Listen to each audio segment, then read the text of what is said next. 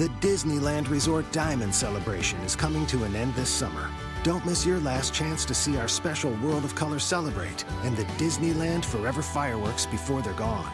And come celebrate new beginnings like Frozen, a new theatrical spectacular, plus an all-new Soarin'. And don't miss Hyperspace Mountain, one of the thrilling Star Wars experiences. Visit Disneyland.com/60 and come see it all dazzle before summer fades away. Attractions and entertainment subject to change without notice. Blog Talk Radio. Hello, this is Roger North, and this is True North. Today's going to be a very special show with someone I've wanted to have on for a long, long time. Zen Gardner. I guess is it Gardner? Was that the way you pronounce it? Like Gardner? Yes, Gardner. Yeah, Zen Gardner. Zen has a website, an unbelievable website, zengardner.com, Gardner.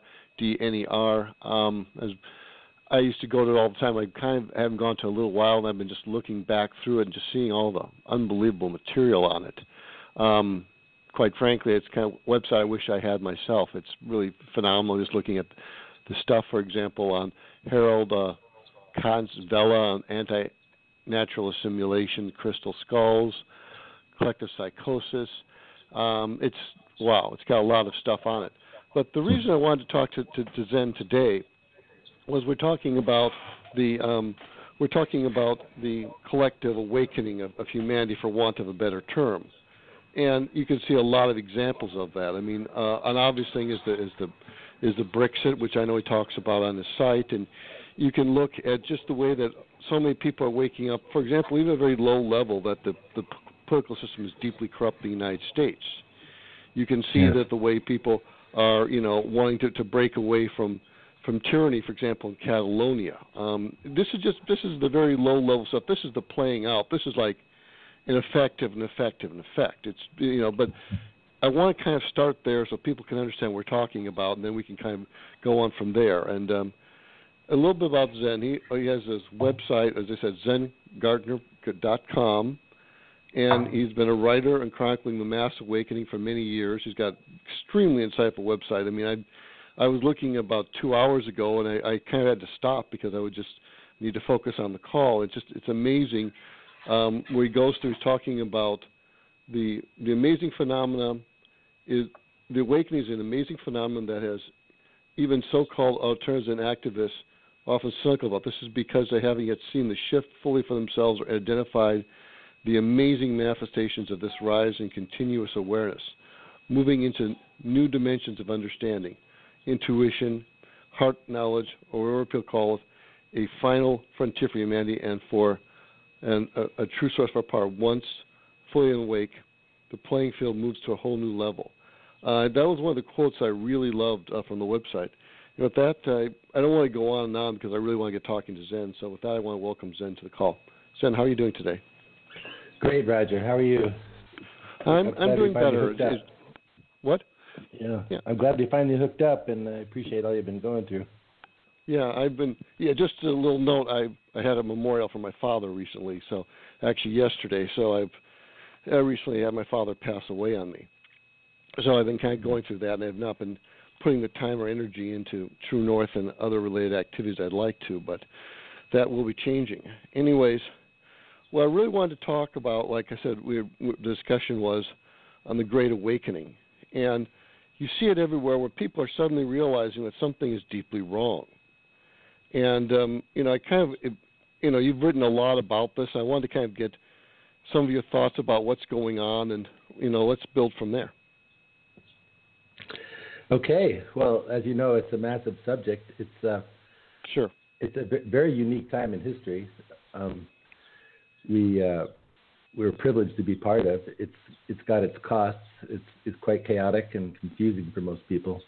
Mm-hmm. And we all do our best to try to keep track of what's going on, to keep our sanity and perspective, and some of the principles that I emphasize are detachment and being the observer and not getting caught up in the effects of not just the mainstream media and the alternative media, but even events going about us, personal, emotional events. A lot of people are going through personal upheavals. There's an energetic change that's going on it's very profound.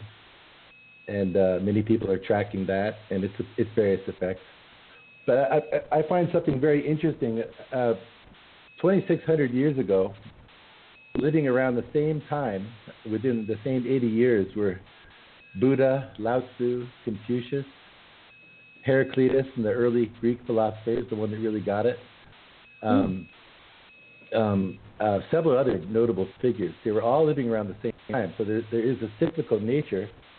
Or I like to think of it as a spiral, because we're moving towards something, towards this very awakening that we're experiencing right now, I think. But these things happen like this. They're energetic changes. We've come through this galactic alignment. A lot of people have been tracking the 2012 phenomenon, which, as we know, wasn't the end of the world, but it was a marker for a change of a cycle, a change of vibrational nature of our very planet and solar system and galaxy. So it's a very unique time. So I find it the most empowering to be able to track the symptoms of it, the things you mentioned, like whether they be geopolitical, like Brexit and these different movements for to regain national or cultural sovereignty are very profound. And people have felt completely disabled, disempowered by design, because the social engineering, which you've been tracking and so many others, that they've put on the planet in order to keep us in a controlled state, has been it's been a vast program, and it's become more technologically advanced in these later decades. Yes. It's accelerating since the 40s, I would say, and at a hyperbolic rate. So we're up against a formidable so-called foe. It's all to our advantage. It's all to our further education, as I see it. It's not something to.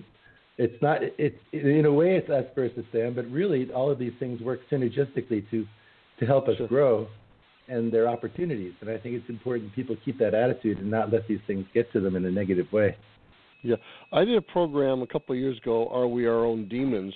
And I personally always had the opinion, and this is something I've done a lot of deep meditation, is that ultimately what we have is these demons, Satan, whatever, are like these collective thought forms we've created. It's like the word problem means to throw forth, and of all people, ironically, Tony Robbins pointed this out to me. He pointed out that he pointed out that he thought at that very deep level we create problems so we can solve them, so we can learn the lessons we need to for our own growth.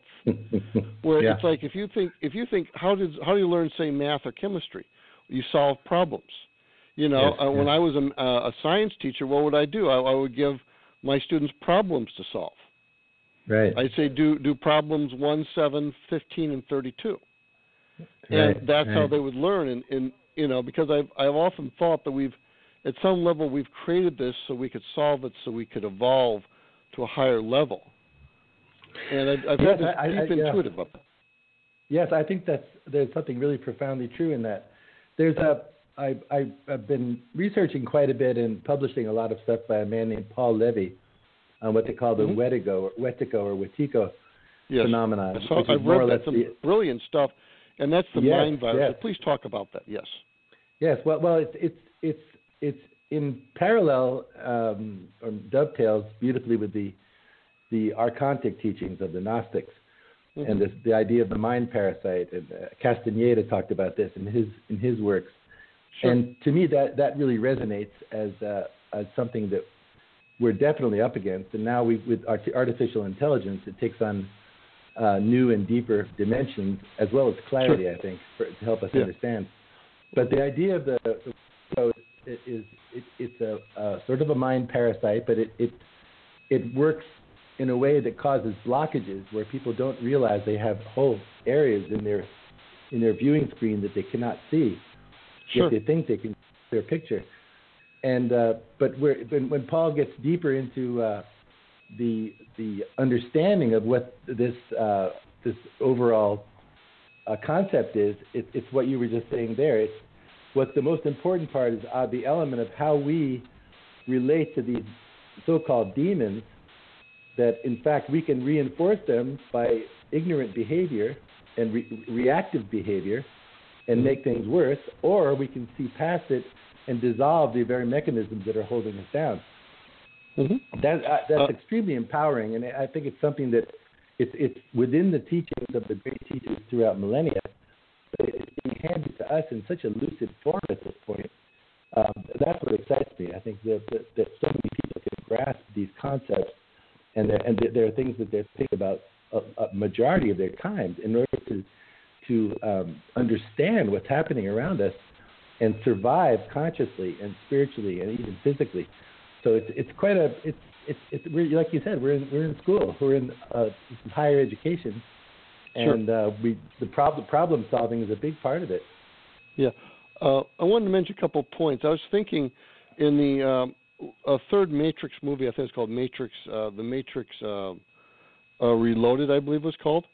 There was a part where there was the architect speech, which you can get online, where basically the architect is explaining to Neo that Neo is the remainder of free will. And I've often thought that maybe the devil, for want of a better term, I'm just using that word because you have to call it something so people can relate to it. The devil it's our free will, our negative free will. It's when we've chosen free will to, not to move towards the light, not to own our stuff. I remember one thing, Carl Jung had a most brilliant quote, and he said that the cause of all mental illness is avoiding legitimate suffering. And I've been really, that quote stood up on my mind, and it's one of those profound things when someone says it hits you. And I've often wondered, is maybe a deep level what we've done.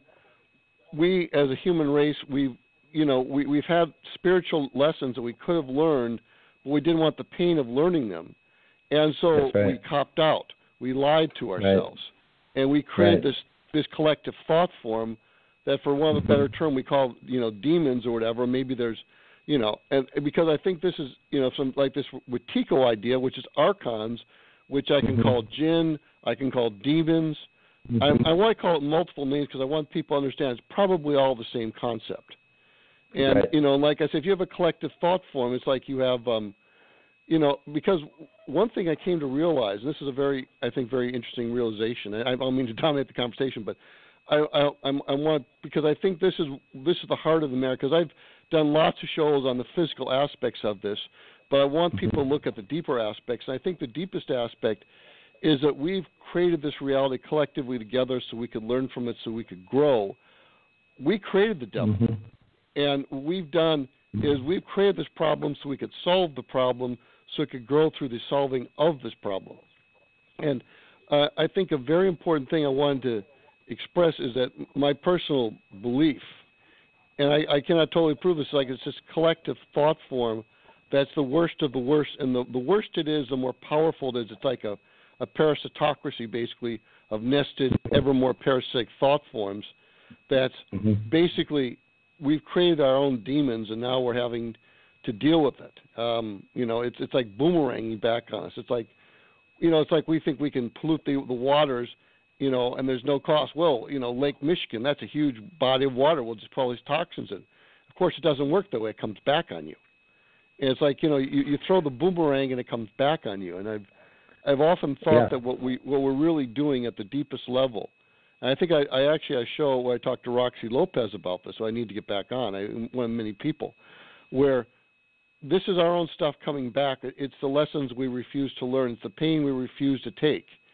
And ironically, I remember I found myself one time, I got up at like 2 in the morning, and suddenly I went online to YouTube, and I was watching the scene from Platoon where one of the characters was saying that we have to take the pain. And it's like because we didn't take the pain at a low level, when we could have easily learned spiritual lessons, now we're having to take the pain at a massive level because it's coming back with interest. Exactly. But there's so many profound things in what you said. I mean, look at the medical industry. It's designed to relieve symptoms and pain, so people do not confront and they do not get through in a holistic, truly healing way what it is that nature is bringing out of their bodies. And it gets masked. The same thing with mass media. The mind gets masked with entertainment. I mean, it's really entrainment, but it's it's all masking. It's all salves and bombs and medicaments kind of thing. There's another interesting point that it's been said that plants, kill all the bugs on the plants. But it's been said that most so-called parasitic insects and life forms, they'll only attack the sick and the dying. They don't attack good, healthy living forms. Yeah. So really, life here is aided by parasites in breaking it down, in a good form of entropy, to recycle it for further use. Yet well, not we, but the way the world's been engineered, they spray to kill, this mass spray kill sort of thing for problems, best exemplified by the so-called pests in the field. Whereas it was never like that before. Crops were just fine. They didn't have insecticides. Well, the thing is, what they've done is they've upset the natural balance. I don't mean to talk over. You're breaking up a little bit. Let's see how well that works. If it's too much, you might need to call back in. I don't like to keep doing that because you're getting momentum. I really hate to do that. But I think what you're talking about is a very important thing. The natural balance has been upset.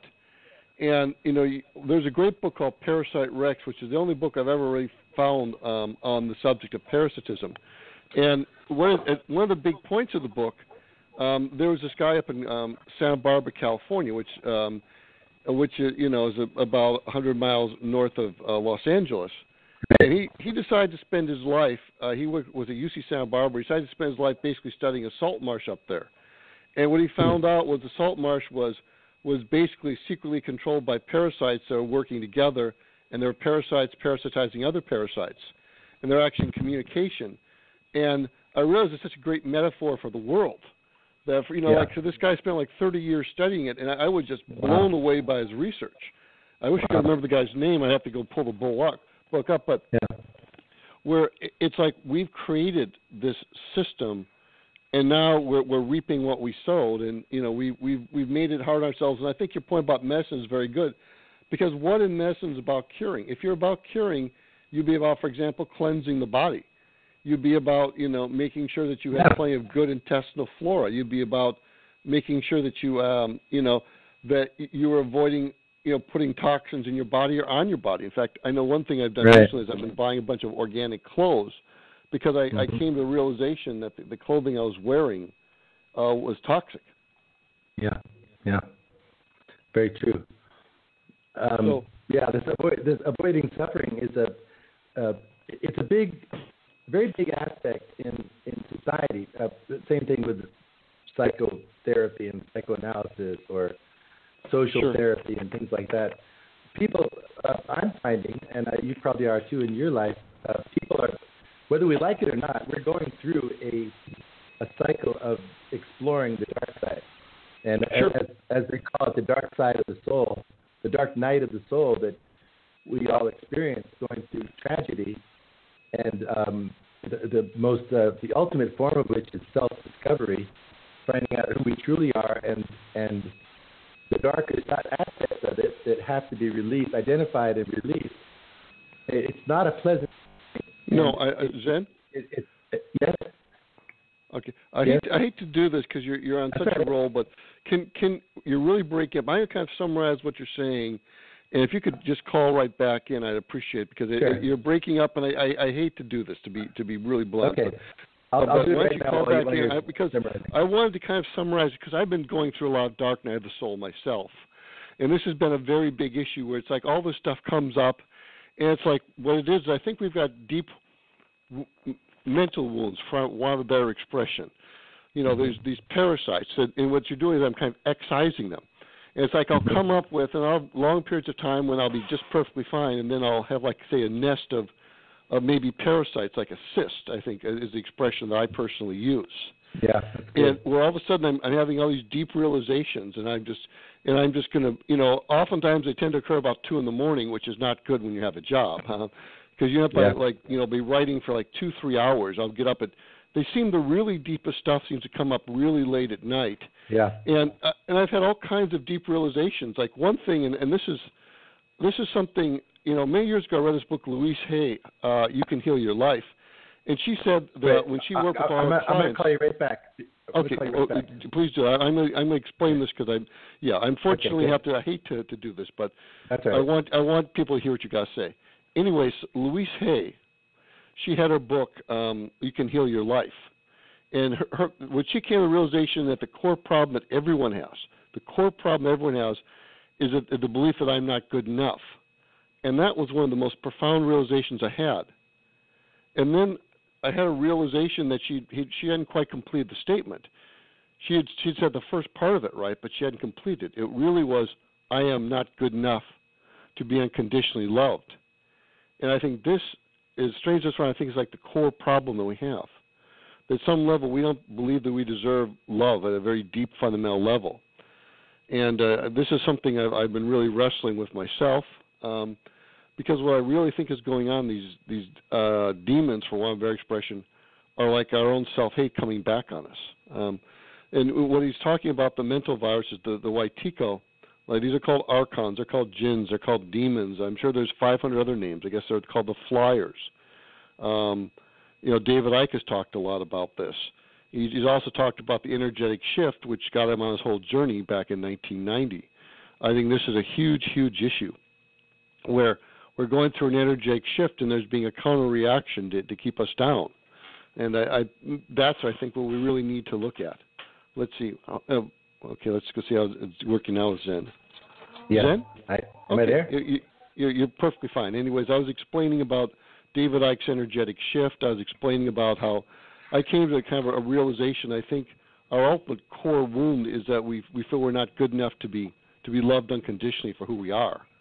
And I just see these very deep realizations, because I've been going through my own personal shadow self work, and I've noticed that the more I clear my own shadow self, the more I understand the world, the more everything makes sense. I mean, I'll go leave comments on websites, and I just know what's going on. I can just look at an article for 30 seconds, and it's like, I can see how this is eugenics. I can see how this fits in to the surveillance state. And, just like with the artificial intelligence, I suspect if you think artificial intelligence is the product of natural intelligence, and so what we're doing is we've created artificial life, these Waitikos, these parasitic thought forms, and what we're doing is we've created artificial life that hates us because it's based on self-hate that's trying to destroy us. So we're basically at war with ourselves. We're at war with the artificial life we've created against our own natural life, life from the source, God, whatever you want to call it. That's just kind of my own personal understandings, for want of a better expression. Anyways, I wanted to continue. Yeah, this is all very profound stuff. I'm seeing this very deep, call it shadow work, call it self-realization. The release of the inner child, I think, is a really great way to approach it. It's great writing along those lines. But I recently wrote an article called Transformation X-Ray Eyes and the Lifting of the Veil. And I talk about this. It's on my website. But I talk about this because it's happening in my life very intensely of late, especially the last, 8 or 10 months, but especially the last 2 weeks. And it doesn't let up, and I'm glad it doesn't, because those of us who really want the truth, we're prepared, or we believe we're prepared to go through anything. We want the whole enchilada, and it costs everything. But like you said, the biggest realization, I think, for most, I know it is for me, is that idea of self-worth, that you're worthy of the love and attention from your own self, never mind somebody else. But it's all this. It comes down to this concept of self-identity, self-love, self-realization, and without which we can't really integrate fully with the greater collective, a higher consciousness. And it's stuff that we all have to go through. It's just It's just the way it is. That's very important. And it's good. And it's good. People, it's too hard. I can't do it, and this kind of stuff. And we all go through it. But I found with myself, and I don't know if this. You still there? Yes, I am. I'm. Yeah, you're kind of breaking up, but I don't want to keep having you call in and out. That's getting a bit ridiculous. We'll just have to do our best. Okay, I'll try to talk slowly.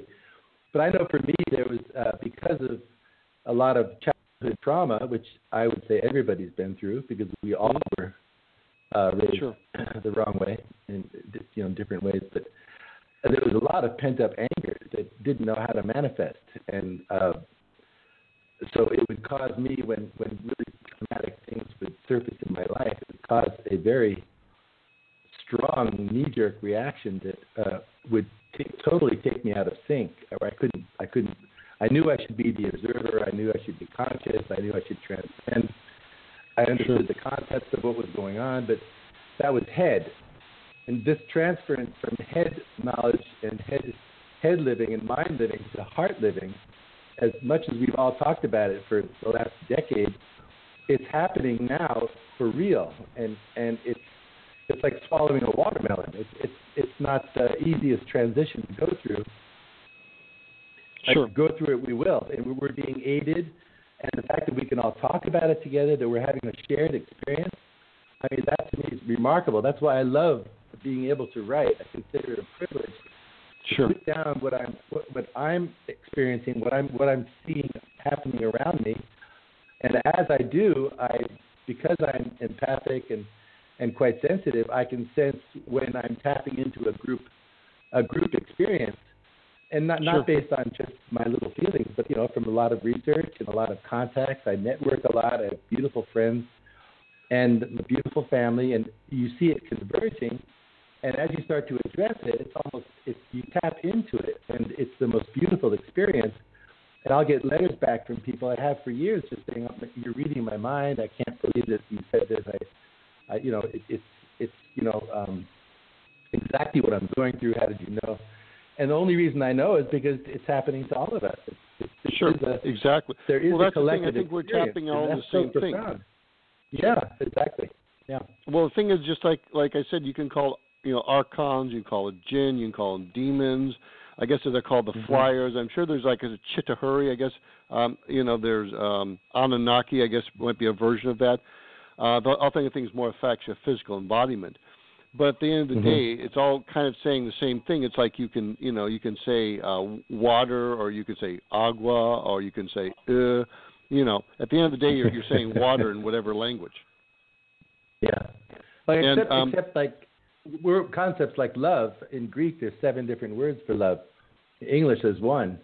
I know. So the language is one of the big inhibitors, and absolutely, that's an important thing for all of us. Yeah. Well, there's a man by Benjamin Lee Whorf who had a great quote. He said, "Language limits the thoughts we can think." And for example, the word love being 7 in Greek, where you maybe have got like the love of a couple, or the love, say, to children, or the brotherly love, or just a love of humanity in general. And I think it's very important to have those different concepts. It's just like if you have an language like English, where you've got a lot of very technical words, just allows you to think very technologically. But if you don't have those words in, say, Swahili, this is probably why if you're like in Africa and you're going to be a computer programmer, you're basically doing it in English, because you often just don't have the words in your native language. And I think that's why English is kind of the universal language of science and technology, and with German being probably a distant second, I would guess. Yes. Well, my father was an academic. He had to learn his science in German. It wasn't translated yet. And the Germany was the source of the really deep science, at least in the fields he was in, where he had to learn German in order to study, and it was later translated into English. But German's a very technical language, and very, left-brained, and I'm sure it's rich in its own way. I don't speak German, but it's interesting how these are passed on. But that's a beautiful quote, Roger, that language limits the thoughts that we think. That's exactly right. It's so profound. Yeah. Well, the thing is, what also happens is a great quote can transcend time and space. I mean, for example, one of my favorite quotes is St. Augustine. He says, miracles don't occur in opposition to nature, but what we understand of nature. And that quote is 1,500 years old. Yeah. Don't you love that? You find these amazingly prescient quotes that are so bang on, and it was said 3,000 years ago. Yeah. Well, there's so many of them. I could spend all day just putting. I used to collect quotes at one time, like 10,000 or something. I'm a freak for quotes. Me too. I just love them. But I've got some of the great quotes. I've got to spend a lot more time, quite frankly, writing. But the thing is, what I think is happening, we have this awakening, and you talk about the lifting the veil. I know you're talking X-ray eyes, and I'm noticing, I'm just seeing a lot of patterns. I'm seeing what's going on very quickly, or what I believe is going on. Yes. It's like all these things that the other people don't quite see the patterns. It's just like I'm very quickly seeing things. I think the more you heal internally, the more you can see externally. It's like I said, it's like it's like the Hermetic, where it's they talk about as above, so below, or as within, so without, as internal, so external. So as you heal more, and I know Mark Passio talks about this concept of apathetic process, where it's like we're already enlightened, but we have to remove the barriers. And it's a process largely of simply getting rid of that which prevents us from understanding. It's like we would understand, except for we've got the barriers. We've got blind spots called scotomas. We've got, for example, I would probably call them wounds at a deeper level, or maybe parasitic thought forms. And this is what's really, it's like this. You have a wound, you might not be able to see part of your skin because there's, say, a wart there or something. Just to give a very simple example, where a wound somehow is like a blockage. It like prevents you from seeing something. It's like if I had a wart on, say, one of my knuckles or something, I couldn't see the skin under there, just to give a trivial example. Right. But where you could think of it as all kind of basically being the same idea. And I think what we're doing is, at one level, it's just like this. I've done one thing I find myself is I've been doing a lot of cleanses. I've done intestinal cleanses, liver cleanses, kidney cleanses, parasite cleanses. In fact, I'm doing a parasite cleanse right now, heavy metal cleanses. And I find myself really wanting to do these cleanses, actually looking forward to it, because I think what's happening is all this stuff is coming up. It's like we're cleansing it out. It's like, someone ingested poison or something, and then they go vomit.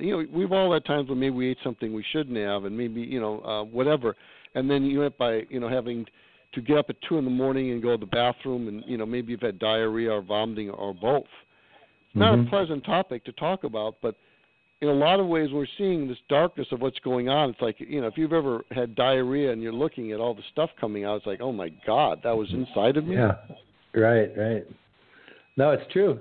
It's true. And there's a lot of natural, I guess you'd call them alternative remedies that actually precipitate a purge. And when you purge, it's good. And, things can come out like bile and all kinds of things that are in there. But at the same time, you can be getting your immune system boosted, something incredible, as these deeper toxins get released. But obviously, these are considered offbeat or even illegal in a lot of places. What you're saying about information, I've been saying a lot about, and as have a lot of people, how toxic it has become.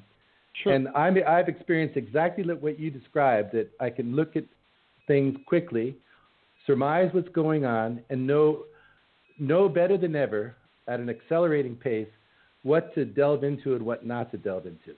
And It's been essential to my spiritual survival, and I've been recommending it in almost everything I've written.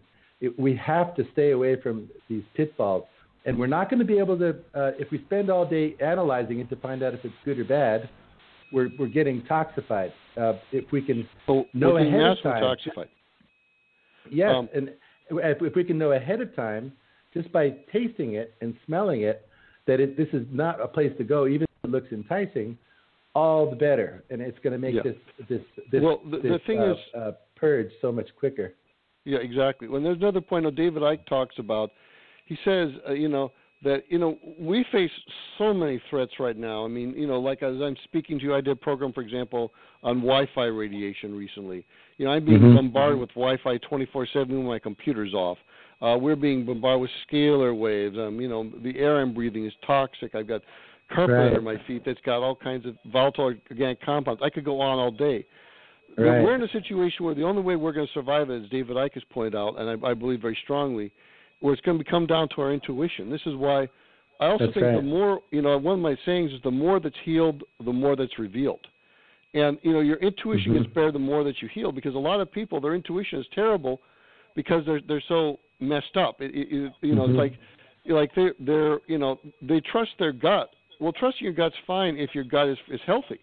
If your gut is full of of undigested red meat and bad bacteria and all kinds of toxins, then trusting your gut is going to lead you astray. And I mean that quite literally. That's right. It's exactly right. We have to be clean first.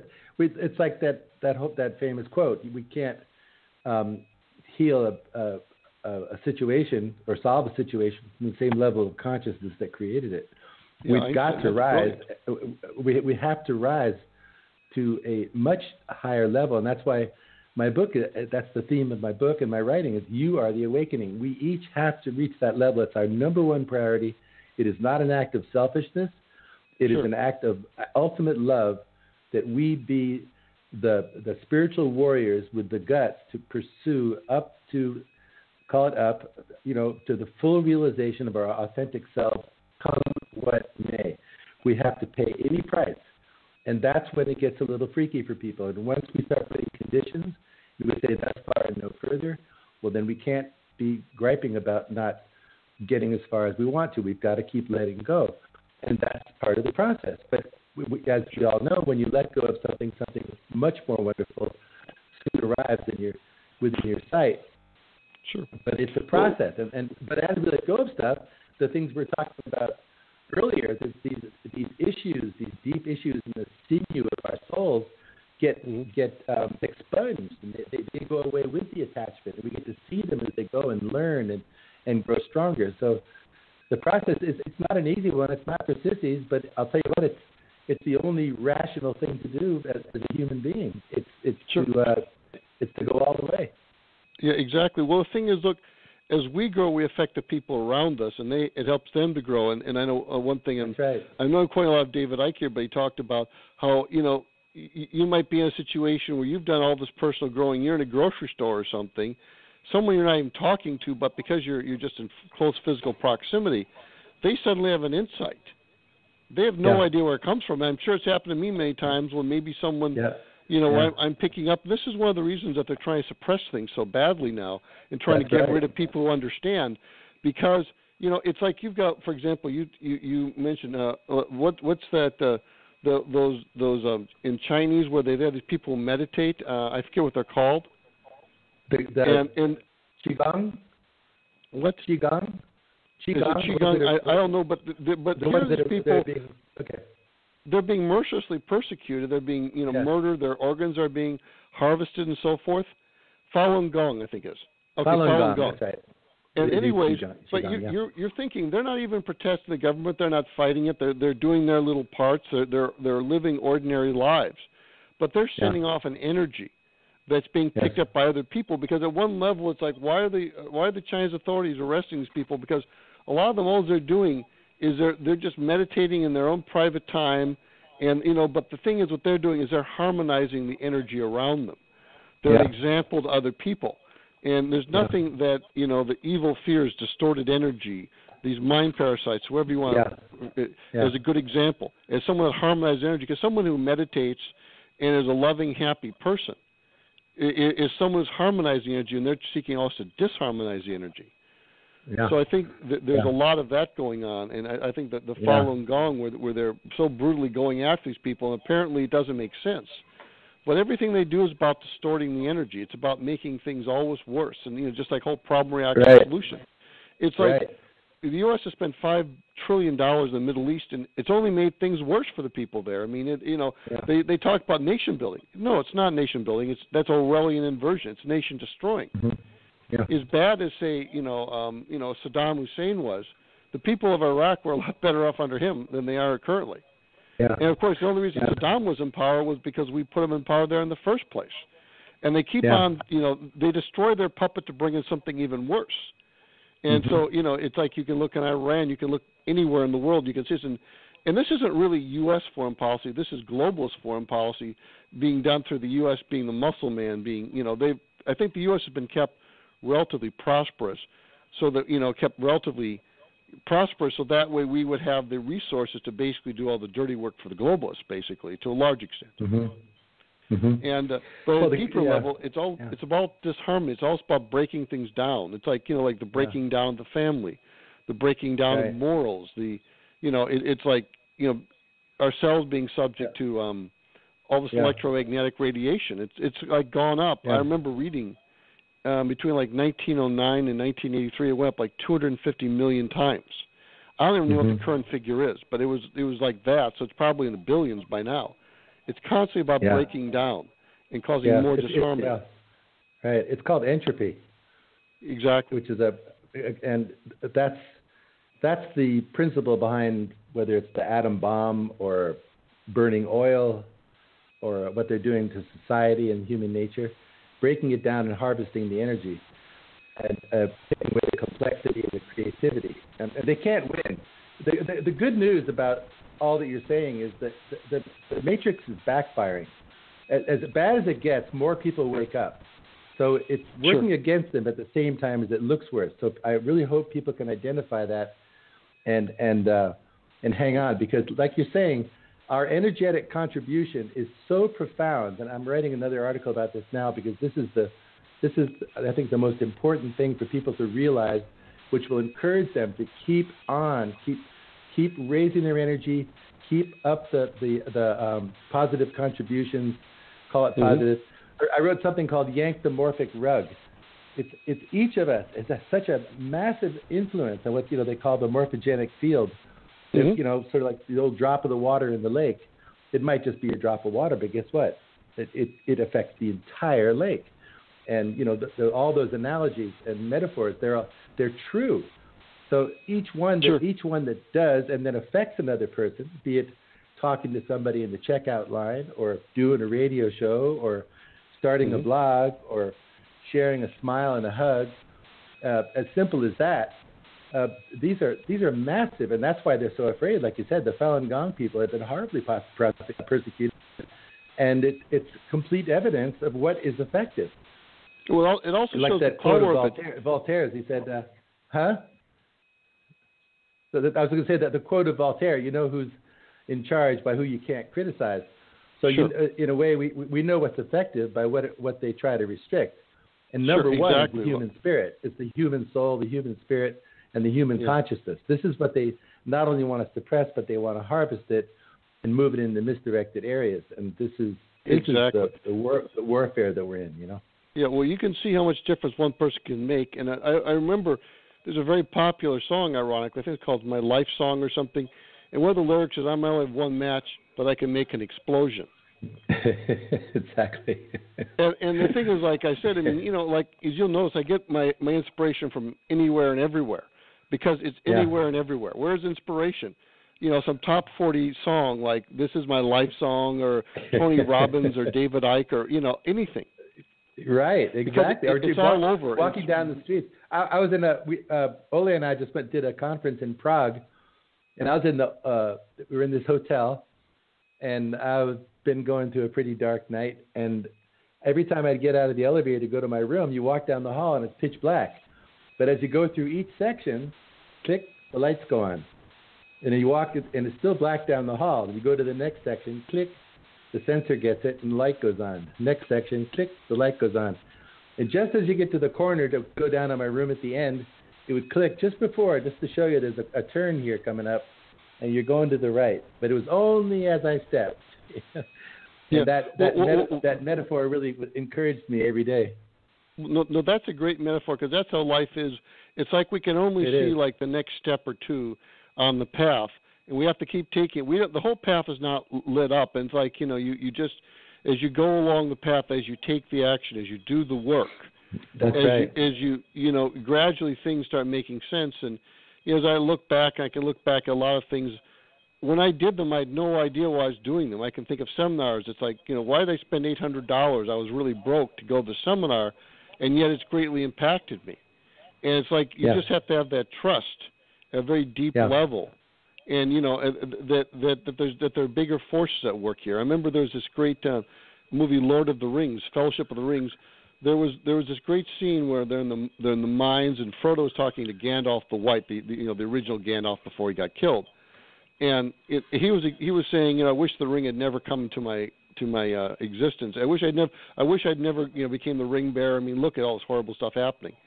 And Gandalf says, well, that wasn't your choice to make. But first of all, the very fact that we're still here and that we've survived this long is a very good sign, because I think it's our destiny that we're going to be successful. The other thing he said is, look, it's not your job to figure out, to feel sorry for yourself for your situation. It's your job to figure out what to do with the time that you have. And he said, and so I thought it was very interesting. It's like, it's, first of all, you have to understand we've gotten this far, so that's a good sign.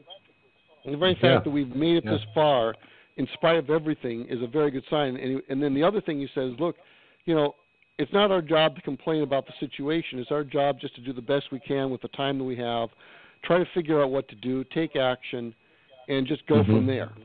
And not feel sorry for ourselves that we're in, he's this terrible situation. He just wanted to live in the Shire. He's just a simple hobbit. And, but of course he's the one who ultimately saves the day when, he destroys the Ring of Mordor. Because he's the only one who can't be corrupted by it. Right. And I thought that was a very powerful scene. It is. The whole metaphor is powerful. It's funny in the Christian world. There's an expression, because Jesus, there's a verse that says Jesus after he healed people, it says, and as they went, they were healed. It was after he'd done whatever his work was. It wasn't until they went, as if, almost like as if they're healed. There's a sort of a intention involved, that as they went, they're healed. And in life, we have to do the wenting for all these things. We have to keep stepping, even if you don't feel like stepping, knowing that this, the rocks will appear under our feet, the light will go on down the road. We'll get food. If we need people close to us, there'll be people close to us. What we need, we'll get. And it takes some abandon, takes some adventure, takes like I like to talk about the warrior spirit, but it's the challenge of each and every soul, and we're being called to it right now, and I think it's a thrilling time, thrilling opportunity. Yeah, well, but I think this is cakewalk. It's a double-edged sword.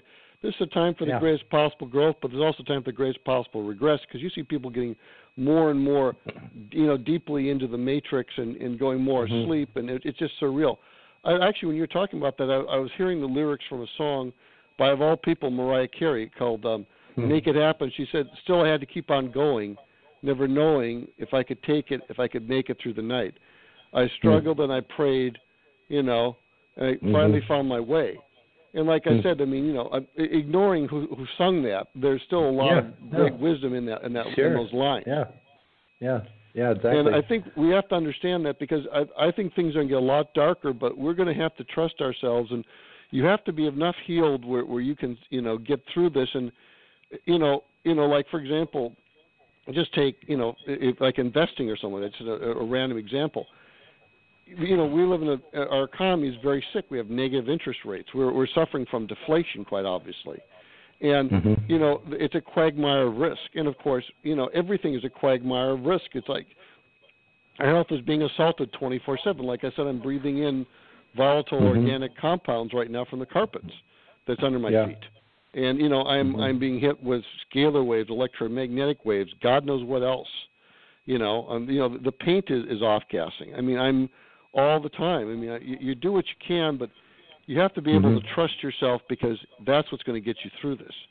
And I think the more you're healed, the more you can trust yourself, and you'll get the results. It comes like a golden cycle. Yeah, and ultimately health comes from it's spiritual more than anything, because that's what's repairing our DNA. That's what's doing the big stuff. Not that we shouldn't do the other, but elevated consciousness and all the things we're talking about are primary. But it's interesting, that we're heading into darker and darker times. But really, when you think about it, if we're moving from head knowledge and using our mind to intuitive knowledge, well, really, and I wrote about this recently, but we can see better in the dark than we can in the light, because we're so tempted to go by mind, we don't use our heart. But when you can't see with your mind, you have to use your heart. So it's similar. Or we're not going to see the lights on the landscape or the little campfires of the people up the mountain until the sun goes down, and then you start to see, oh, this is where the pilgrims are, and this is where the lights are, and the lights, those little lights that are obscured by the day, become beautiful landmarks at night. So all those metaphors really apply beautifully for this time. Yeah, well, I'm thinking of seeing the original Star Wars, the Episode 4, New Hope, where Luke Skywalker is going against this droid to learn how to use a lightsaber when they're in the Millennium Falcon, going to what they thought was Princess Leia's home planet was actually destroyed, and then he puts down the blast shield so he can't see.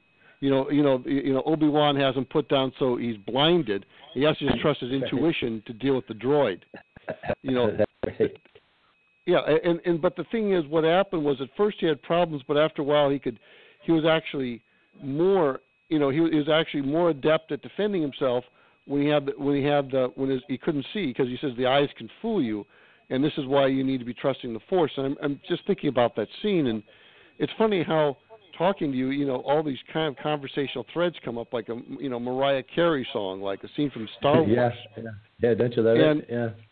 And it's all over in popular culture. This is the other thing about it, is even something like popular culture, like obviously Mariah Carey or Star Wars, you couldn't be much more popular culture than that. And yet there's still great wisdom even in stuff like that. And, there's a lot of junk in it. I'm not going to kid you, but, you have to find the wisdom where you can. And we're going to have to trust ourselves. And oftentimes you can see better in the dark. And you can also center yourself. I know one thing has helped me. I became a lot more insightful because a few years ago I was reading an article on Mercola, and they're talking about getting a good night's sleep, and they recommended buying a sleep mask, which coincidentally just happened to sell. And I kind of became a connoisseur, and I ultimately found a really high-end sleep mask, which I really like. They cost like about $40 because I figure if something like that, you really want a good one. And I noticed I could do it seems like a lot more profound thinking, because a really good sleep mask, 80% of your brain's activity is apparently processing visually. When you have a sleep mask, it's totally shut down, and yet your eyes can still be open. And I have like a recorder, and I found out that a lot of the most profound insights would come when I'd be, like trying to go to sleep, and I'd be wearing that sleep mask, and it's like I'm, temporarily blinded, for want of a better expression. Right. No, that's brilliant. That's so true. Exactly, and the thing is, I'm saying is also, look, there's a lot of talk about internet censorship. Like when I tried to create this show originally, I wanted to put I wanted to put a meta tag for Trump, to get more people to watch it. I wasn't allowed to do that, and you see all this censorship increasing all over the place. Like I'm finding a lot of my comments being censored. Like I used to do a lot of commenting on Yahoo. And I had like 500 comments because I'm always trying to lift people up and give them new insights.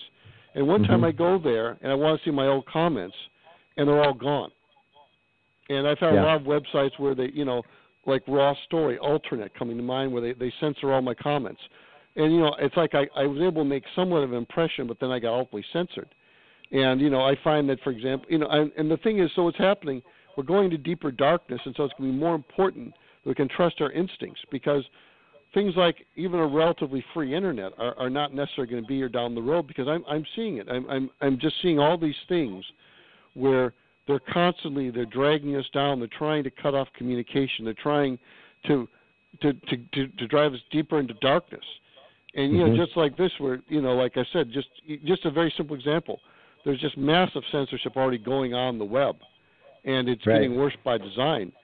And it's going to be more and more important that we can trust ourselves, because who knows what things are going to be like in, say, 5 years. Yeah. Or even quite frankly, 5 months. I'm even worried about that, and I'm trying not to get caught up in fear, but at some level I am caught up in fear. I'm not going to deny it, because I'm seeing these things happen. Yeah, they're very real. But like you're saying about intuition, you can extend that into a language and call it telepathy. We're gonna continue to grow in these areas, and I think this is the really fun stuff and the exciting stuff as we press into the unknown, to really learn how to communicate and even better than we do already. I mean, as it is, Sure. I'm sure you can sense when somebody's in trouble or somebody you're close to is depressed, Sure. or you can just sort of start picking things up. And, something that happens to a loved one, and they hit you profoundly because we are connected at that level. So I Sure. think if we are shut down, then other things like we're talking about can't see with your visual eyes, well, then we'll see with our heart eyes. Same thing with communications. Other things will manifest. Sure. I think we're already evolving to that. And yes, in fact, yes. one of the real problems that the controllers have, we're already evolving to that. And we might evolve to communications that they can't censor, that they can't. Mm-hmm. It's like this. I actually wrote an article. And I actually need to get back to writing articles now that I got some more time on my hands. Good. Where I talked about the only reason we need technology is because we're cut off from higher levels of our humanity. For example, if for us to talk to each other, if we had really good telepathy, we wouldn't need phones, we wouldn't need computers, we wouldn't need satellites. It's just like if I could teleport, I could be in the same room with you right now. I wouldn't need to be using an airplane or a train or whatever to get to you. Yeah. It's like this. If why do we need, for example, say trucks and trains? Well, first of all, if we reach a certain level, we wouldn't need to eat, I believe. But if we did need to eat, I could just manifest the apple in my hand. I wouldn't need to go to a grocery store and they have this massive transportation system. And I think maybe we're, as as humanity, we're going to that point, and they're trying to prevent that from happening because right now we've been taken so far down that right now we do need things like the internet and computers. Right. But as we evolve, we might not need them, and they're creating like a false reality where they basically it's a high tech terror, to quote Darth Vader from Star Wars, where it's like we're in a hive mind, but it's run by a bunch of computers. It's run by a bunch of quantum, super mega quantum computers. It's creating a false paradigm, an utterly false reality. Yeah, which is I think is a very big thing. Yeah, very very much. You're talking about that type of communication or telepathy, and I'll think about a dream. Like you don't talk in dreams, you communicate. You get downloads from like something that you're experiencing. You'll especially if you're having one that's involving sort of angelic type things or sort of special people appearing, and you have this download of information, and you each know exactly what you're saying without the use of words. It's just the most beautiful experience. Yeah, I have a lot of the deepest communications. I've actually gotten to the point where I can wake myself out of a sound sleep, and because I always keep an audio recorder with me and record it, and I'll sit there and I'll be utterly exhausted, and it just realizing these things. Like one of my realizations is that I think these viruses is that they're ultimately they're our own self-hate. Coming back on us. Our own hell. When we don't choose the path of growth and of love, we're going down a path of self-hate, and we disown that. And what we do is we have what I call super secret self-hate. What we do is we deny that we're hating ourselves, and then we deny that we're denying. So we have gag and super gag rules. It's like there's a gag rule, like let's say you're in court, and it's like, what was the verdict? Well, I can't tell you. I'm under a gag rule. But then there's a super gag rule. You can't tell me you're under a gag rule. So the whole idea is I got no way of knowing what's going on. So I got the gag rule and the gag rule. And I had this realization that we're at a very deep level. We have these massive psychological structures in our mind that are actually under super gag rules. And I had this realization, and, I spent, to actually even get to the conscious mind, I had to go through, it took me about 3 hours. I kept on, it would come to my mind for just a second. I'd say, I just forgot something. It's like you remembered you forgot something. It's like, where did I leave my keys? And I didn't remember what I remembered. I just remember I forgot something. And finally, and it was just a terrible morning, I finally realized that there are these, what I call super secret rules, these gag rules, where there's these deep, like the whole thing of archons. It's just bringing this to the surface. Because stuff like this is actually protected by gag and super gag rules. It's like the memory hole, where it's like, they say something and then they forget they say it. And this is like what politicians do all the time, where they say, Orwell's a classic example. We've never been at war with East Asia. We've always been at war with East Asia. A total contradiction. But what happens is I forget the first statement. I forget I said we've never been at war with East Asia. Because you see what I'm saying? If you go back to me and say, wait a minute, you just said that we've never been at war with East Asia. And I say, I didn't say that because, they reached a point of such doublethink. And Orwell, of course, had great analogies. He knew what he was really talking about. That where people instantly forget anything that contradicts. And so that way, it's like, I think I'm being consistent. I say, we've never been at war with East Asia. We've always been at war with East Asia. And you say, wait a minute, you just contradicted yourself. But we have these psychological structures that keep the doublethink in place, that keep the lies in place. And just like that, that's a classic example. Yeah, they say about consciousness doesn't hear the negative. So like the Ten Commandments says, thou shalt not kill. What your conscience hears is thou shalt kill. It doesn't hear the negative. So I've heard that. Try applying that one. Very interesting, huh? So it's negative doesn't register. The not. Yeah. So there's a mega gag rule mechanism right there at play all the time. It's quite remarkable. And the thing is, like I said, because like I said, I had a realization, and just to bring it up to the conscious mind and actually be able to finally get it out, it took like 4 hours, and I spent the rest of the day sleeping because on Saturday, and the thing is, but once I realized that our minds are ruled by gag and super gag rules, so it's like, it's just like where it's something like like people have. You see these people who are doing all this horrible stuff. What they're doing, they're manifesting super hate, self-hate, but they don't realize it because of super secret self-hate. Because there's a gag rule, they don't realize that they're actually projecting out their own self-hate. And then there's a gag. You see them, so there's a gag rule on the gag rule, so that way the whole thing is a closed system. It takes memory hold. And to have this realization, it literally wiped me out for the whole weekend. But it was so valuable to have that. And once you bring these things to conscious mind, even people listening to this, someone listens 2 years down the road, or they listen to it and it's like, what this guy's saying is crazy, then all of a sudden they realize, oh my God, this guy was right. Yeah. It's very much the Wetiko or Archontic or mind parasite meme at play. It's the same thing. The blockages that just enough to debilitate, but give you the impression that you can see enough. So, which leads us down the primrose path. Exactly. Well, it's also the nature of it is it doesn't look. It's like, one thing is really the human race is constantly being scuttled, just that we're not seeing because it's being done so secretly. And even notice it. And now one of the beneficial things is when you're seeing such blatant censorship, like I mentioned, for example, when I tried to create the show, when you're seeing censorship, when you're actually seeing it, all of a sudden it's now in the conscious mind. It's like, when you post a really poignant commentary and it gets deleted supposedly as spam or something like that, it's like all of a sudden the veil is lifted because the great defense of evil is secrecy. And when you start seeing through it, it's like, like the Democratic nomination. Like or hate him, Bernie Sanders won it, and it was stolen from him. And tens of millions of people are seeing it.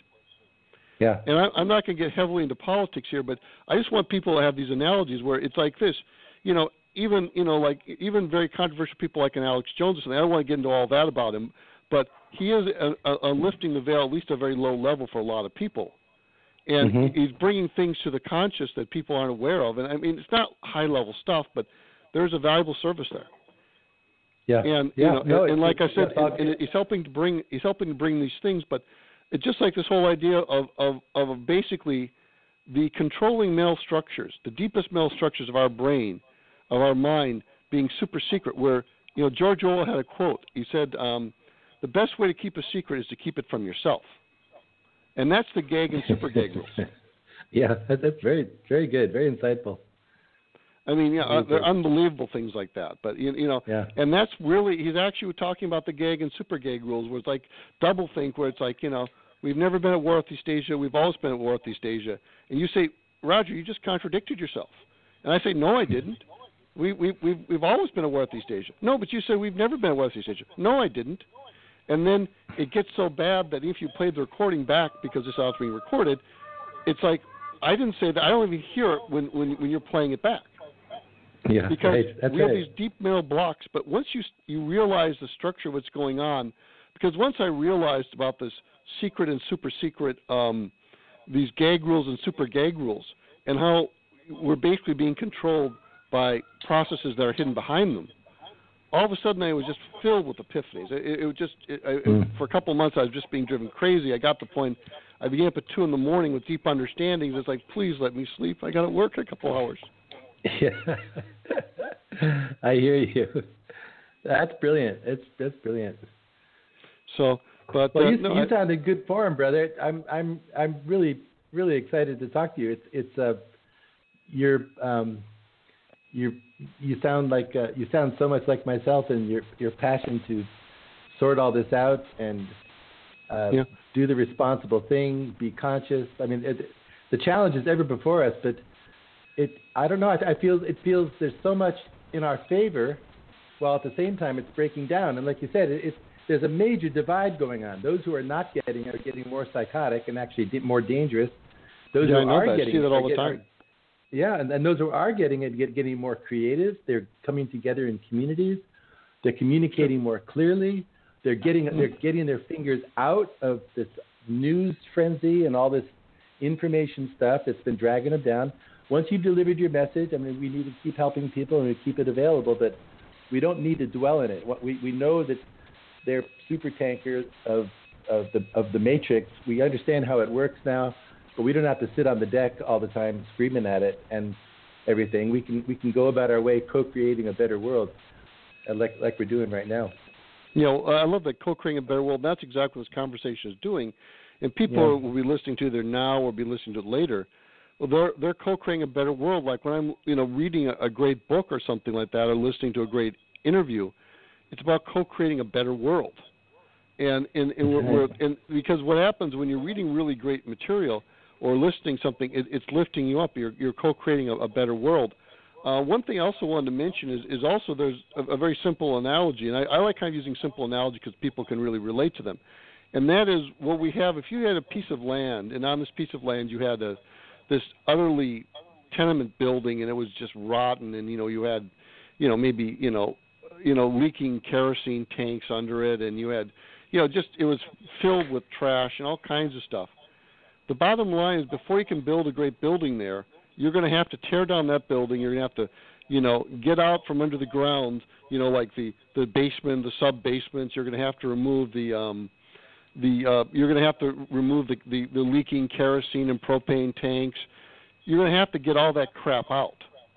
It's only once you return this to basically a virgin land that you can build a better building there. You can build a great building.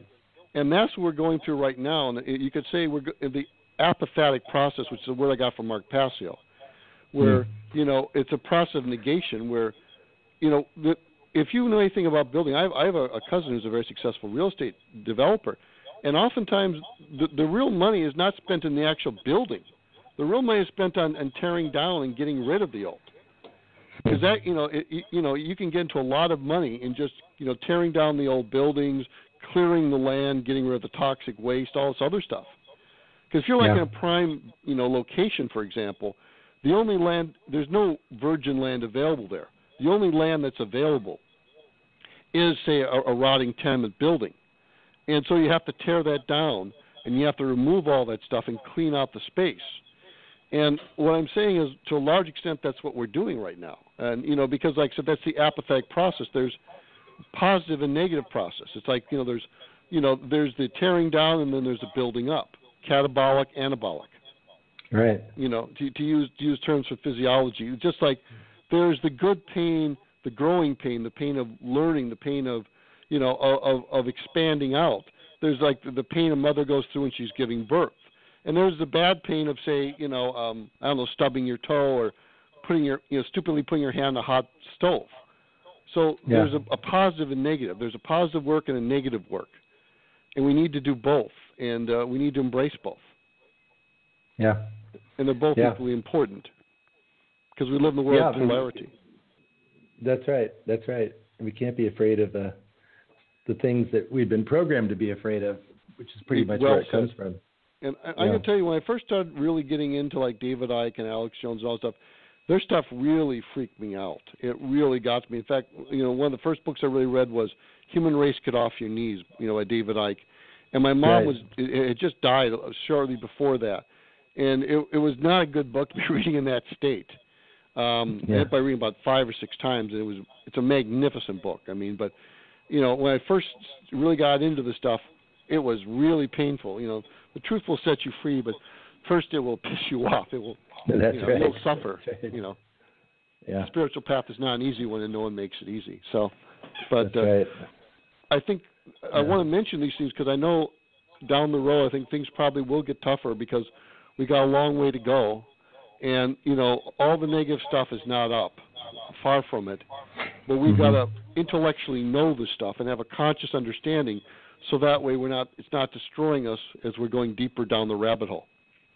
Yes, and we could also help other people, just by putting out information that's empowering and can help people identify maybe some of the things they're going through, and to most of all, know they're not alone. That's always been my passion, because when isolation is a real killer. You've got so many people who've woken up and they're with a mate and children who think they're crazy. Don't get it. I know. Yeah, and it's very hard. They don't have friends they can talk to or anything. But slowly people they muscle through. They go through the really dark time of the dark information, then they finally break through. But if they can find other people, and that's the function of my website and your work and so many people, where people can find each other and find that place to share their hearts and realize they're not alone, and they're extremely having a very natural process as opposed to the other people. It brings a lot of peace and helps people along their way. Yeah, and that's the thing. There's actually a song, No Day But Today, from the movie Rent, where there's a great line in that song, and there was, the pain will ease if I can learn. And that if you realize that this is a learning process, and that, we're all in this collective experiment, this collective reality that we've created, then it will get easy. And like right now, things are relatively benevolent, but, as I'm looking in the future, as I'm watching them shutting down our economy, shutting down the web, shutting down everything. In fact, there's a great video that had the title, It's About Shutting You Down. And that's exactly right, what ultimately this is about. It's about shutting us down in every possible way. It's shutting us down our health, shutting us down, financially, shutting us down energetically, shutting us down emotionally. And it's about a total shutdown of us to turn us into, basically, zombies, for want of a better expression. The beauty of it, you realize you're not alone, that this is part of a greater purpose. If things get worse, you'll still know that, because there are times when I've been very depressed, and then I remember a song or like a lyric from a song, and it makes me feel better, because sometimes that's all you need, is just some little thing that'll guide you. The beauty of it is that if we just step back and observe, is despite everything they're doing, and it's horrendous. They're attacking us in every which way from Sunday, trying to suppress us. And they're not succeeding. We're thriving. In fact, people are waking up more and more. So it's not working. That's why they have to keep spraying the sky. Earth will swallow it up. The regenerative process of this creative universe is so magnificent. They have to keep doing it. They keep the EMFs going. They have to keep the food GMO'd, or nature will convert it back. They have to keep up these artificial synthetic processes, which are totally in contradiction with the magnificence of our planet, which is an incredible place to be on, in, and part of. We're wedded to this beautiful, beautiful conscious planet, and it's got so much strength, and it too is waking up as we're waking up. So, there's also an amazing point. thing. Sure, absolutely. There's a point, and ironically, like I said, once again, of all people, Tony Robbins pointed this out. I said, when a bone is broken and it heals itself, it's stronger at that point. And it's just like, like one thing is well known, just using in business metaphor, because I'm trying to use a lot of different metaphors so people can understand this from different ways. It was well known that your most loyal customer is not someone who you just, gave adequate service to and they just moved on. If someone had a complaint and you came back and you really met their needs, and they could see that, you really were empathetic, and you apologized and you went above board, those are your strongest customers. It's just it's the people who are wounded, who heal the wounds, they're the strongest, not the people who are never wounded in the first place. That's right. Or like they say, a welded piece of rebar or iron will never break again at the weld. Weld that's is exactly the same thing. It is. But that's so true. A wounded person. Well, that's the beauty of empathy. It's so magnificent because it comes from a very real place. It's not some kind of superficial sharing of vibrations or some kind of new age froth. It's real, and people know when it's real. They can feel when it's real, and that's what resonates for all of us. That's why you and I can connect on this level. We're sharing an experience, and there's no BS about it. We're faced with the same challenges. We're faced with the same planet that we're on. We're faced with very similar conditions, and that sort of empathy. I mean, that makes life worth living. Without that, I don't know what there'd be to do here. You know. Well, the secret to living is giving. I mean, it's very important. I think we're here to give and to help each other grow. And just like at my memorial for my father, I was able to share things, and I was able to give back to my father. Yeah, that's very sweet, very precious. And like I said, it was a painful experience yesterday, and but yet I needed to go through it, and I'm glad I did it. And the people that were there, we had a very pleasant time. But it was a celebration of life, and it was a giving back. And like I said, my father was not perfect. He had a lot of issues, but nonetheless, he did a lot to help me too, and I have to really acknowledge that. And and I think that's very important. What you're saying is true, that we want to be. I think we're here to grow together, to evolve together. Mm-hmm. And people who choose not to do this, I think they're making a dreadful mistake. But maybe they need to make that mistake for their own growth. And who knows? I mean, maybe the reason I'm not that way is because I've got some deep collective memory of when I did go down that path and I suffered the consequences. Yeah, I mean, we were isolated, virtually isolated, except in little cliques and groups and approved social constructs since we were little. And it's a process for all of us to really come out and be honest and be naked with each other, and sort of learn to have authentic, realistic communication, conversation, co-living experiences. It's a new territory, and it's a continual evolution, but we're being presented with it kind of without an option. It's sort of like either progress or do you want to go into this black pit? And so in a way, again, the black pit's working in our favor. No, I don't want that. I'll take. We're becoming who. It's like maybe the only way we can grow the next level is by being forced to. It's like oftentimes the most successful people are people who come from dire poverty. Just using a financial example. That's right. I mean, look, I can think of my own life. I've had lots of times when I was in a situation where, I would be, I was working, where I would be told by my boss I have to do something by 3:00, and it's like 11 in the morning. I don't have a clue as to how to do it, but I figured out how to do it, and I produced something, and I look back, and I don't mean to be arrogant, I'm like, wow, how did I do that? I was like really shocked. And I think that, if you really look at it, we've all been in that situation where when we're put to the test, if we don't cop out and we keep going, oftentimes we surprise ourselves. It's like, how did I do that? I mean, I've had all kinds of, like, databases and special reports I've done. I look back on it, and it's like, I don't know how I did it. It's like I've had all kinds of, when we're pushed, we find a way to make it happen. And I think another important thing I want, So they say deadlines can be lifelines. Sure. They can, because I think Moriarty talked about this in one of the Sherlock Holmes books. He said deadlines have a wonderful way of concentrating the mind. Of all people, I remember seeing it from Star Trek: The Next Generation, just one more random example. But another important thing is you have to remember is epigenetics trumps genetics. At the end of the day, even if your genetics is ruined or apparently ruined, it's just like people are we're evolving beyond. I know one thing's on your website was this thing called 46 and 2, which is ironic because at my last job, my boss's boss was a big fan of the group Tool, and that song 46 and 2, and and the whole idea is we're evolving to the next level, and maybe like I said at the beginning, we create the problems so we can solve the problem, so we can evolve to the next level. It's like if you're going to, if you're going to advance to the next level in, whatever area, you often have to pass tests. If I'm like a level 3 accountant, and I want to get to level 4 or something, I have to take tests. Like my father had to take the CPA exams to become a CPA. He had to take those exams. And so it's like we have to take the tests so we can go to the next level. We have to take the tests so you can pass the class. Yeah, and they take all kinds of forms. It's interesting they take all because kinds of forms.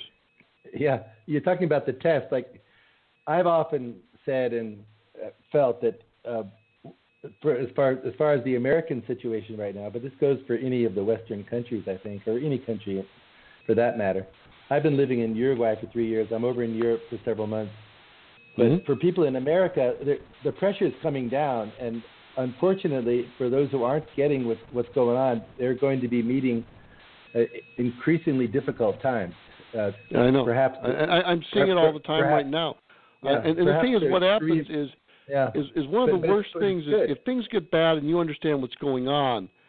Even if you, first of all, you can do a lot to minimize it, but even if you couldn't do anything, the pain will ease if I can learn.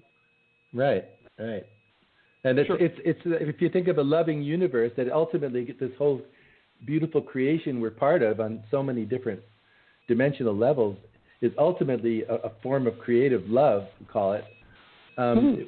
These things are allowed to happen for our own good, and for those who have not gotten the point, they have to be brought to very extreme circumstances before they really get serious about what am I here for. And wow, everything that I thought was important is gone, but I'm still alive. What is this all about? If that's what it takes, that's what it takes. We're part of an amazing process, but the beauty of it is we have the ability to make this. We have this majesty of choice, first of all, to choose to pursue this thing that's in our hearts since we're little, to manifest and become this other creative part of that creative force in its fullness.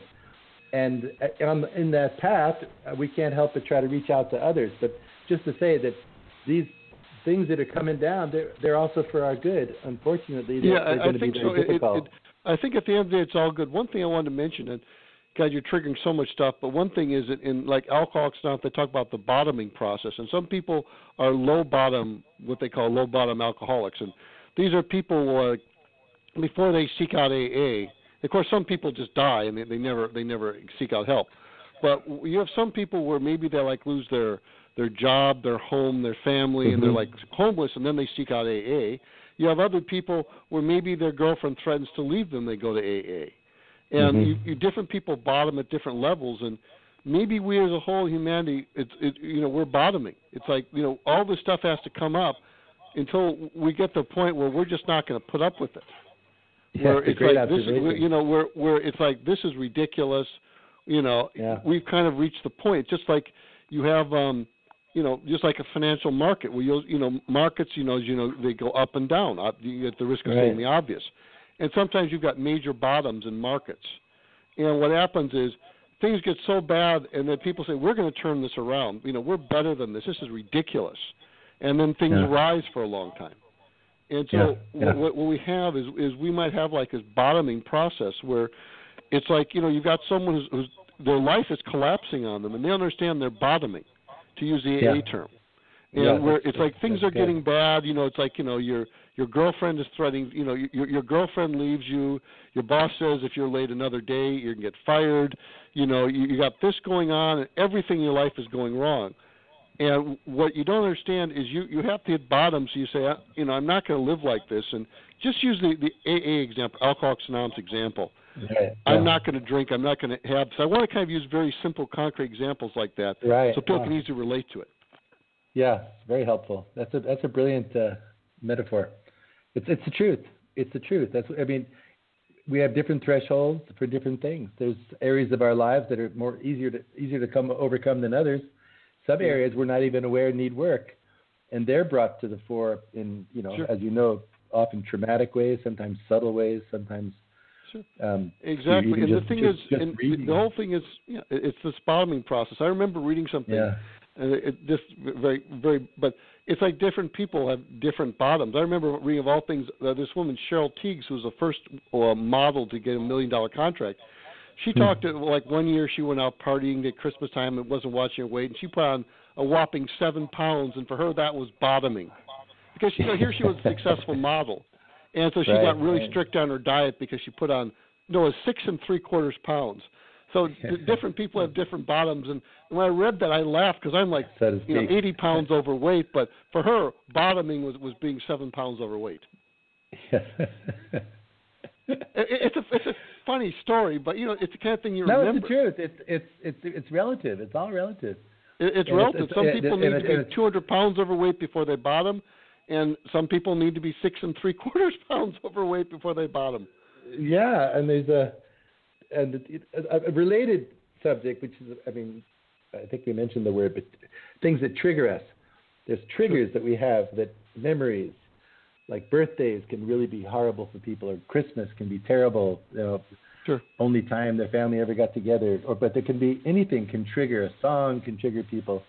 If they're having relationship issues, the radio is the worst thing to listen to. It's all horrendous codependence and strange, distorted relationship stuff. People should really stay away from that stuff. Watch out what they listen to.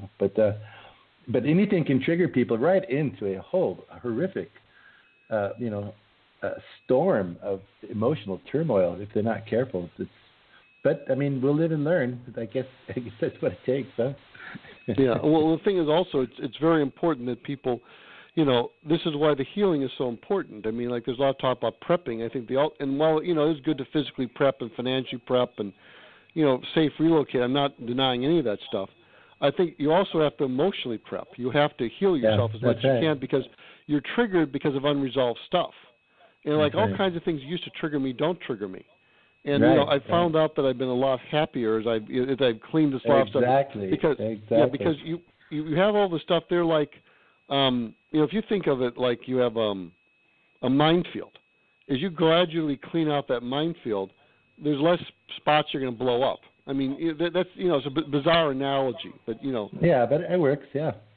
Yeah, exactly. So the point is, as you're cleaning out your minefield, and double entendre intended, is you're getting rid of these wounds, as you're cleaning out these nests of parasites, or whatever you want to call it, these cysts. If you think of a cyst on a body, as you're cleaning them out, then there are fewer things to mess you up down the road, because something that would trigger you, it doesn't trigger you. Yeah, exactly. And so I think it's very important, and it's important that people understand this stuff, and they understand it while things are still relatively benign. Because, like I said, my personal feeling is things are going to get a lot worse, and you have to prepare on many levels. And just like if you want storable food or safe relocation, or putting your money into precious metals or things like that, that's all well and good. But at the deeper level, you have to psychologically prep. You have to understand the deeper things of what's going on, because I do think David Icke's right. We're going through a vibrational change. I know he's talked about that quite a bit. Yeah. And and there's a mass awakening going on, just like with the whole thing with Hillary Clinton quite blatantly stealing the Democratic nomination, and all the people who are not willing to put up with that, where it's like all of a sudden these things, that which was secret is now being revealed. It's all coming up because it has to be. I know we talked about it, to be healed. It has to come up. Your stuff has to come up so that way you can heal it and you can let it go. It has to be. It has to be. You have to feel it to heal it. It has to be revealed to be healed. God, those are good little. I just came up with those two. You write those down.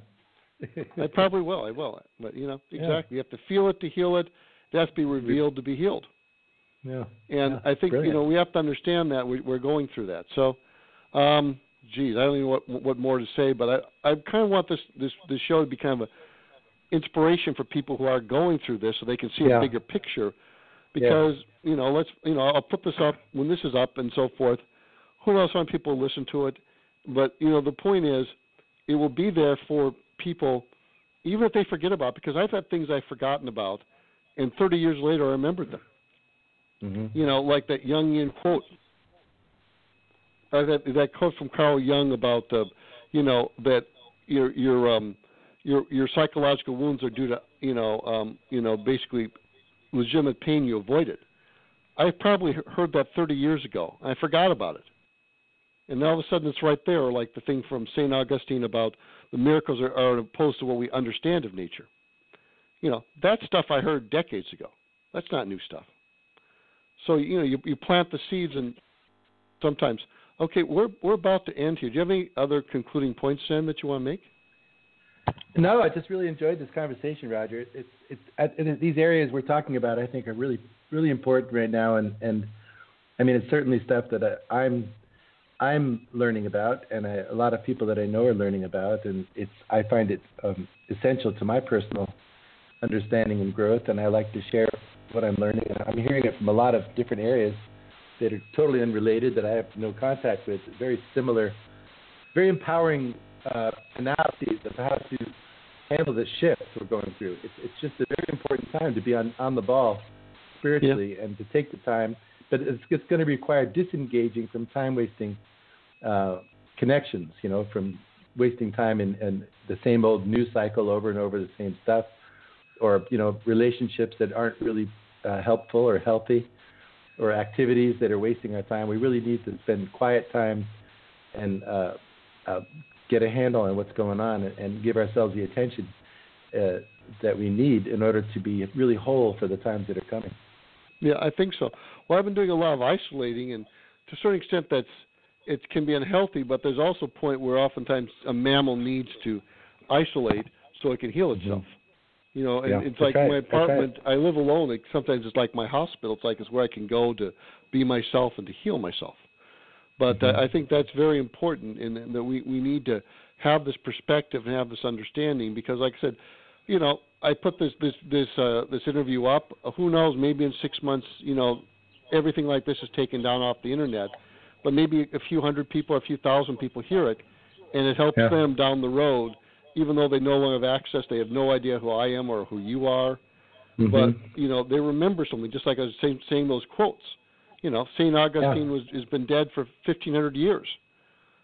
Carl Jung has been dead 100 years, and yet they're still able to help me, even though I've never met them. I've had no contact with them. Right. And these types of things, like interviews, articles, videos, people are downloading them. So when things shut down, they'll still have their computers, and they will be going through these things even more passionately. But these travel around the world. You never know. You never know. Well, it's like I found an interview I did with Mark Passio. Someone had taken it, and they had, I guess, they put it up under a different thing. They really liked it, and it had 10,000 views, and I had no idea. I mean, it never occurred to me that people were taking some interviews and downloading them. And, that's the views that you see on the counter. YouTube is famous for dropping those numbers down for alternative things that are getting traction. So the numbers are probably higher than that. Plus, things get shared in different networks where it doesn't go back to the original post again. So, but still, it's all grist for the mill. This is what we're doing right now. We have the opening, so we need to do it. Make hay while the sun shines. Yeah. Well, like I said, I'm going to be really focusing on this. Really going forward. I'm not. I've got a lot more time to put into this, and I've been kind of freed up. A lot of my time has been freed up, but this is what I'm here to do. So, I think that's about it. I've really enjoyed having you on the show, Zen. This has been wonderful. Thanks, Roger. It's really been a pleasure talking with you. Let's do it again soon sometime. Yeah, we definitely will. I'm going to be doing a lot more shows because, fortunately, the circumstances have changed in that way where I have more opportunities to do that. Okay, thank you very much, Zen. Okay. This is love you, brother. Roger North signing off for True North. Thank you very much, Zen. Thank you. Bye-bye. Bye-bye.